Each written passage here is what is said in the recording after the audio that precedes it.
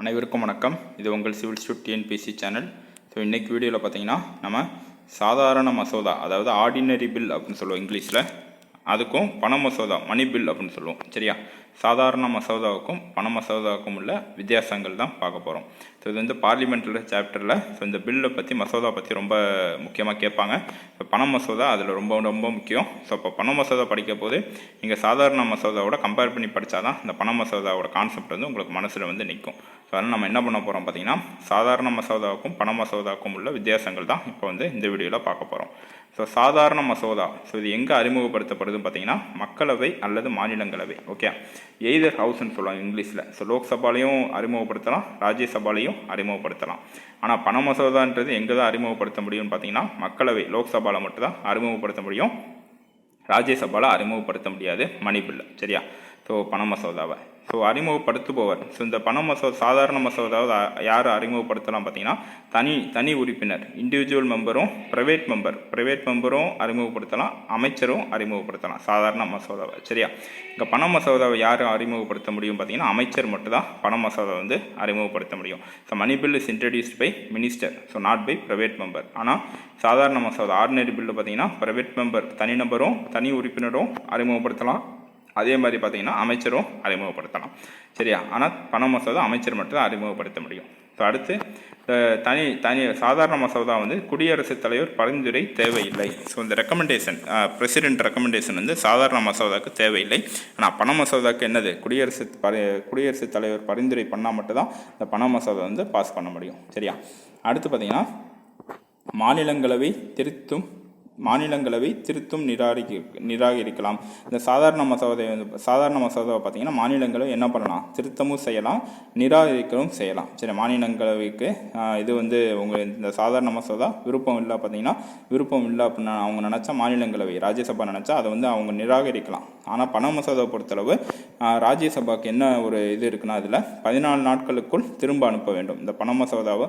இப்போ லோக்சபா வந்து மக்களவை மாநிலங்களவைக்கு அனுப்புது, பண மசோதாவை அனுப்புது அப்படின்னு வச்சுக்கிட்டா, பண மசோதாவை என்ன பண்ண முடியும் பார்த்தீங்கன்னா, ராஜ்யசபா 14 நாட்களுக்குள்ளே திரும்ப வந்து அனுப்பணும். அது இந்த 14 நாட்களுக்குள்ளே அவங்க திருத்தம் செஞ்சும் அனுப்பலாம், திருத்தம் செய்யாமலும் அனுப்பலாம். சரியா? ஆனால் எதுவுமே நிராகரிக்க எதுவுமே பண்ண முடியாது, அவங்க ரெக்கமெண்டேஷன் மட்டும் தான் பண்ண முடியும்.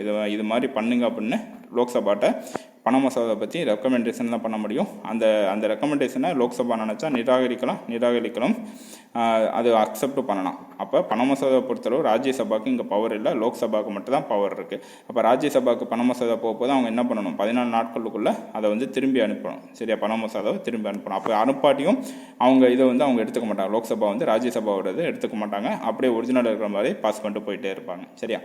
சாதாரண மசோதா பொறுத்தளவு மாநிலங்களவை 6 மாதம் நிறுத்தி வைக்க முடியும். ஆர்டினரி பில்லை ராஜ்யசபான்றது 6 மாதம் வந்து நிறுத்தி வைக்கலாம். ஆனால் பண மசோதா மணி பில்லை வந்து 14 நாட்களுக்குள்ளே என்ன பண்ணணும், பண மசோதா வந்து 14 நாட்களுக்குள்ளே அவங்க இது பண்ணி சரி பண்ணி அவங்க வந்து ராஜ்யசபா வந்து அனுப்பணும் ஃபஸ்ட்டு. சரியா? இங்கே வந்து 6 மாதம் நிறுத்தி வைக்க முடியும், ஆனால் அங்கே வந்து 6 மாதம் கிடையாது, 14 நாட்களுக்குள்ளே ராஜ்யசபா வந்து அவங்களோட என்னென்ன நினைக்கிறாங்களோ அதை ஃபுல்லாக சொல்லி அவங்க வந்து ரிட்டர்ன் பண்ணி ஆகணும். சரியா? இங்கே சாதாரண மசோதா பொறுத்தளவு சபாநாயகர் ஒப்புதல் தேவையில்லை, சர்டிஃபிகேஷன், ஸ்பீக்கரோட சர்டிஃபிகேஷன் சொல்லுவோம், சபாநாயகரோட ஒப்புதல் வந்து தேவையில்லை. ஆனால் பண மசோதா வந்து பண மசோதாவா இல்லையான்னு சொல்லிட்டு முடிவு எடுக்கிறது இங்கே யார், சபாநாயகர் தான் முடிவு எடுக்கிறாரு. சரியா? சபாநாயகர் பண மசோதா பொறுத்தவரை சபாநாயகரோட ஒப்புதல் தேவை. இது பண மசோதாவா இல்லையான்னு சொல்லி முடிவு பண்ணுறதே சபாநாயகர் தான். சரியா? இரு அவைகள் ஒப்புக்கொண்டால் மட்டுமே குடியரசுத் தலைவர் ஒப்புதலுக்கு அனுப்பப்படும். சரியா? இங்கே வந்து ராஜ்யசபா ஒன்று, மக்களவை மாநிலங்களவை ரெண்டுமே இந்த இடத்துல வந்து ஒப்புக்கொள்ளணும். ஸோ எங்களுக்கு ஓகே, உங்களுக்கு ஓகேவான்னு சொல்லிட்டு மாநிலங்களவை ஒப்புக்கொள்ளணும், மக்களவையும் இதுக்கு வந்து சரின்னு சொல்லணும். அப்போ சரின்னு சொன்னால் தான் குடியரசுத் தலைவர் ஒப்புதலுக்கு அனுப்பப்படும், இல்லைன்னா அங்கேயே வந்து அது வந்து முடிஞ்சிடும். சரியா? இதில் ஏதாவது பிரச்சனை இருக்குது அப்படின்னு பார்த்தீங்கன்னா, சாதாரண மசோதாவில் ஏதாவது பிரச்சனை இருக்குது அப்படின்னா குடியரசுத் தலைவர் என்ன பண்ணலாம் பார்த்தீங்கன்னா, ஜாயின்ட் சிட்டிங், கூட்டு அமர்வு வந்து கூட்டலாம். சரியா? குடியரசுத் தலைவர் கூட்டு அமர்வு ஜாயின்ட் சிட்டிங் சொல்லும், ஸோ அது வந்து கூட்டலாம். ஆனால் இந்த பண மசோதாவை பொறுத்தளவு மக்களவை ஒப்புக்கொண்டால் போதும், லோக்சபா வந்து ஒப்புக்கொண்டால் போதும், ராஜ்யசபா வந்து ஒப்புக்கொண்டு தேவையில்லை. சரியா? சரின்னு சொன்ன தேவையில்லை, லோக்சபா ஒப்புக்கொண்டாலே போதும், குடியரசுத் தலைவர் ஒப்புதலுக்கு அனுப்பப்படும். சரி, இங்கே வந்து ஜாயின்ட் சிட்டிங்கே இல்லை. ஏன் அப்படின்னா பண மசோதா பொறுத்தளவு லோக்சபா மக்களவைக்கு மட்டும் தான் பவர் உண்டு, மாநிலங்களவைக்கு பவர் இல்லை. ஸோ அதனால் ரெண்டுக்கு பிரச்சனை வராது. அப்படி பிரச்சனை வந்தாலுமே ஜாயின்ட் சிட்டிங்னா ஒன்றுமே இல்லைங்க. ஆனால் சாதாரண மசோதா பொறுத்தவரை ஜாயின்ட் சிட்டிங் கூட்டமர்வு வந்து இருக்குது. சரியா, இது வந்து அமைச்சரால் அறிமுகப்படுத்தப்பட்டு மக்களவையில் தோல்வியுற்றார். சப்போஸ் இங்கே வந்து நம்ம என்ன பண்ணோம், சாதாரண மசோதாவில் வந்து என்ன சொன்னோம் அப்படின்னா அமைச்சரும் தனி உறுப்பினர் ப்ரைவேட் மெம்பரும் இன்ட்ரோடியூஸ் பண்ணால் அமைச்சரை இன்ட்ரோடியூஸ் பண்ணணும்னு சொன்னோம். அந்த அமைச்சர் வந்து அந்த அமைச்சர் இன்ட்ரோடியூஸ் பண்ணுறப்ப இந்த சாதாரண மசோதா தோல்வியுற்றால், ஓகே, டிஃபீட்டட், லோக்சபாவில் டிஃபீட் ஆனால் தோல்வியுற்றால் அரசு வந்து ராஜினாமா செய்ய வேண்டும். சரி, அமைச்சர் அறிமுகப்படுத்தப்பட்டார். ஸோ சப்போஸ் இதே ப்ரைவேட் மெம்பர் அறிமுகப்படுத்தப்பட்டு அது ஃபெயிலியர் ஆயிடுச்சு, தோல்வியுற்றால் பார்த்தீங்கன்னா அது வந்து தேவையில்லை. ஸோ இங்கே அமைச்சர் அறிமுகப்படுத்தப்பட்டு மக்களவையில் தோல்வியுற்றால் டிஃபீட்டட் ராஜ்யசபா டிஃபீட் ஆயிடுச்சுன்னா அரசு வந்து ராஜினாமா செய்ய வேண்டும். சரி, லோக்சபாவில் டிஃபீட் ஆயிடுச்சுன்னா அரசு வந்து ராஜினாமா செய்ய வேண்டும். ஆனால் பண மசோதா பொறுத்தளவு மக்களவையில் தோல்வியுற்றால் அரசு ராஜினாமா செய்ய வேண்டும். சரியா, இப்போ மணி பில்லை பொறுத்தளவு மொத்தமாக அரசே ராஜினாமா பண்ணணும். இங்கே வந்து அமைச்சர் அறிமுகப்படுத்தப்பட்டால் மட்டும்தான் ராஜினாமா பண்ண முடியும்.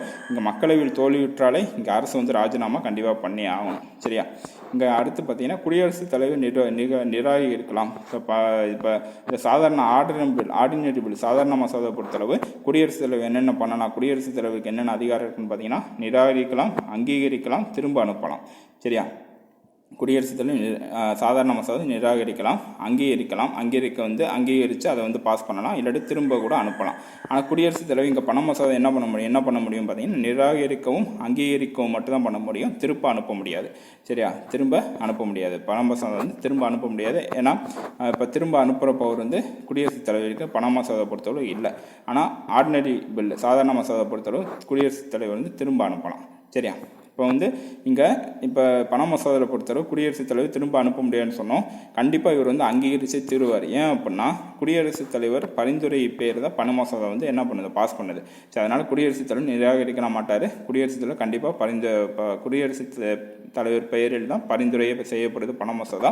அதனால் குடியரசுத் தலைவர் இதுக்கு கண்டிப்பாக ஒப்புதல் கொடுத்தே ஆவாது. சரியா, அப்போ ஒப்புதல் கொடுக்காட்டி அப்படின்னா அந்த அரசே ராஜினாமா செய்ய வேண்டியதான். சரி, அதனால் இது வந்து பண மசோதா வந்து கண்டிப்பாக குடியரசுத் தலைவர் ஒப்புதல் வந்து கொடுத்துருவார்.